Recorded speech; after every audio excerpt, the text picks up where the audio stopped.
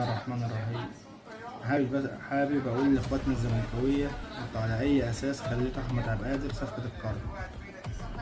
احمد عبد القادر لعيب عادي، احنا كجمهور الاهلي اصلا مش بنحبه.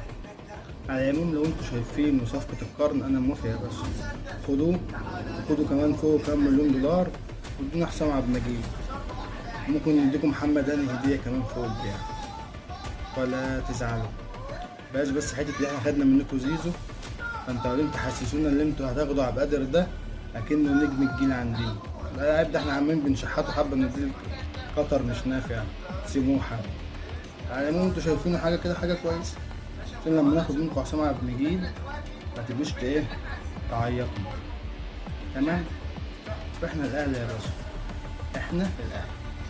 اي كلب يغور عندنا في 60 ده هندسه مش الاهلي باقي، والكيان الاهلي باقي. وارجع واقول احنا مش جمهور البليله يجي عندنا لاعب نحبه ونعبده، لا احنا بنقدم اي حد بس يفضل كيان الاهلي هو رقم واحد. الاهلي هو بيتنا، مش بطولات ولا غيره.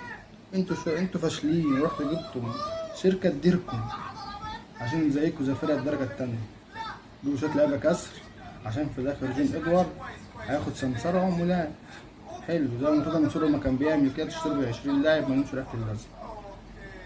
عاوز تعرف تاريخ الاهلي وسر نجاح الاهلي في جمهوره؟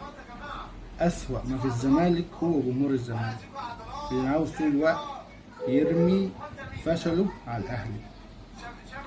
ان شاء الله انتوا بقيتوا زي الاسماعيلي، بيراميدز هيبقى هو منافس الاهلي الوحيد. سلام يا باشا، سلام.